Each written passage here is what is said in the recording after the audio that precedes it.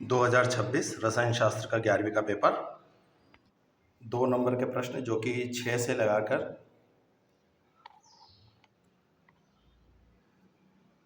13 तक। 2 नंबर का पहला प्रश्न, सार्थक अंक की को परिभाषित कीजिए।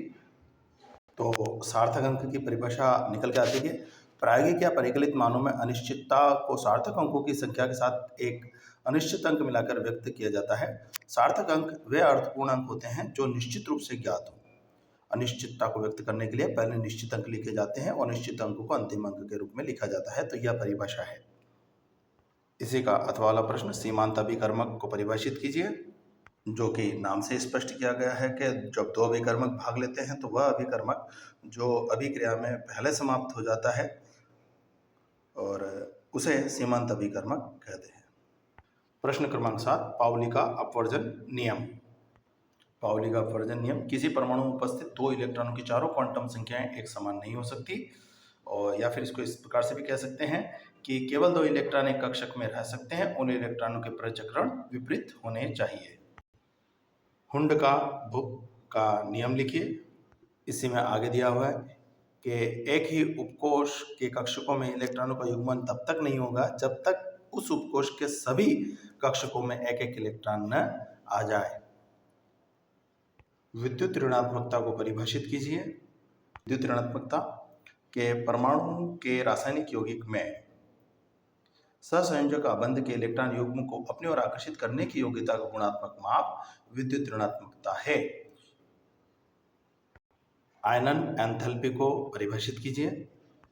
तत्वों द्वारा इलेक्ट्रॉन त्यागने की मात्रात्मक प्रकृति आयनन एंथैल्पी कही जाती है। तटस्थ अवस्था में विलगित गैसीय परमाणु से बाह्यतम इलेक्ट्रॉन को बाहर निकालने में जो ऊर्जा लगती है उसे तत्व की आयनन एंथैल्पी कहते हैं। ऊष्मागतिकी का प्रथम नियम तथा व्यंजक लिखिए। ऊष्मागतिकी के प्रथम नियम का गणितीय कथन तो ऊपर दिया ही है, डेल्टा यू बराबर क्यू प्लस डब्ल्यू, और एक विलगित निकाय की ऊर्जा अपरिवर्तनीय होती है। यह ऊर्जा संरक्षण का नियम भी है कि ऊर्जा को न तो बनाया जा सकता है न ही मिटाया जा सकता है, केवल उसका रूप परिवर्तित किया जा सकता है, और गणितीय रूप है डेल्टा यू बराबर क्यू प्लस डब्ल्यू। तो दोनों परिभाषाओं में से कोई भी एक परिभाषा बच्चा लिखे तो हम उसको सही मानेंगे।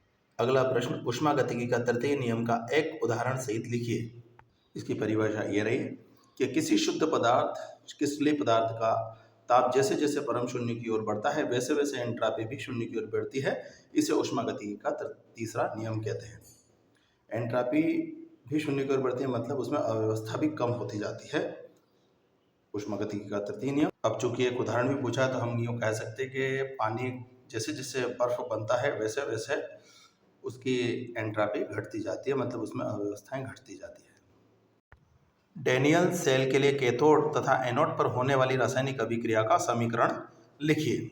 यह डायरेक्ट बुक में तो नहीं दी गई है, लेकिन इस पूरे चैप्टर को यदि हम पढ़ते हैं तो बाकायदा यह दिखाई देता है कि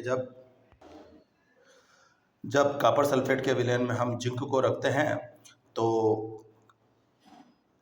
जिंक का जो है जिंक आयन के रूप में और कॉपर सल्फेट का जो है कॉपर के ठोस रूप में जो है स्थानांतरण होता है। और इन दोनों को अर्ध अभिक्रिया के रूप में जब हम लिखेंगे कि एक तरफ से जिंक में से जो है इलेक्ट्रॉन जाएंगे और जिंक आयन बनेगा, और एक तरफ कॉपर में इलेक्ट्रॉन जुड़ेगा और कॉपर सॉलिड फॉर्म में आ जाएगा, तो ये दोनों अभिक्रियाएं हो जाएगी। निम्नलिखित स्पीशीज में प्रत्येक रेखांकित तत्व की ऑक्सीजन संख्या का परिकलन कीजिए। यह एक सवाल है और यह पहले इनके सारे नियमों को आपको पढ़ना पड़ेगा। आप आसानी से ऑक्सीजन संख्या निकाल सकते हैं, और ये दोनों ही प्रश्न यहाँ उसमें पूछे गए हैं। और प्रश्न ये रहा, पहला है हमारा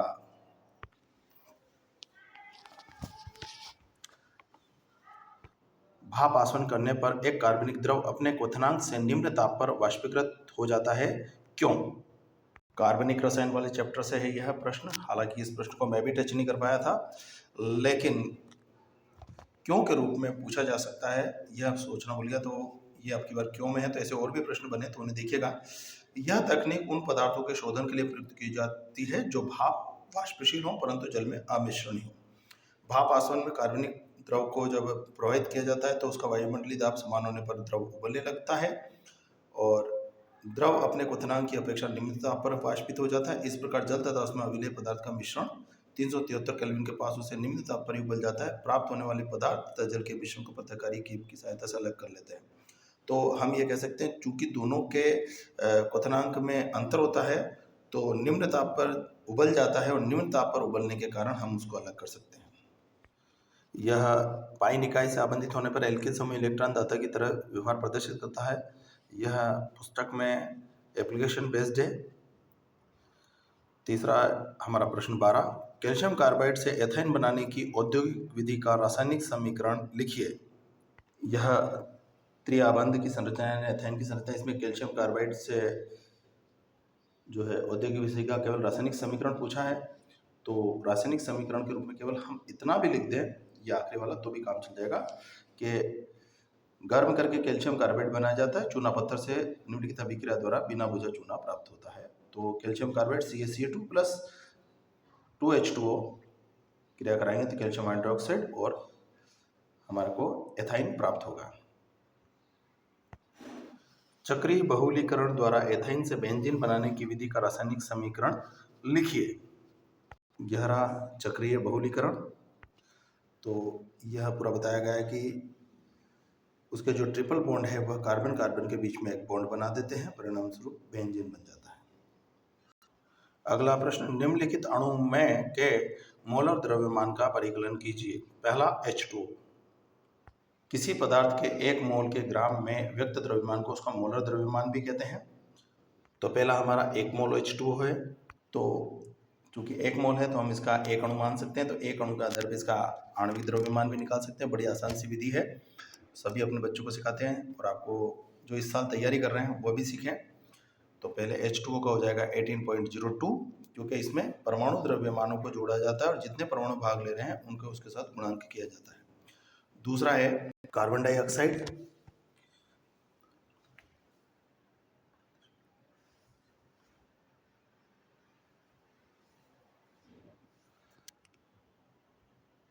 कार्बन का 12.1 और ऑक्सीजन का 16, तो 16 दूना 32 और 12.1 तो 44.1 यूनिफाइड मास इसका निकलेगा। तो इसी को हम मोलर द्रव्यमान कहेंगे। तीसरा है अमोनिया।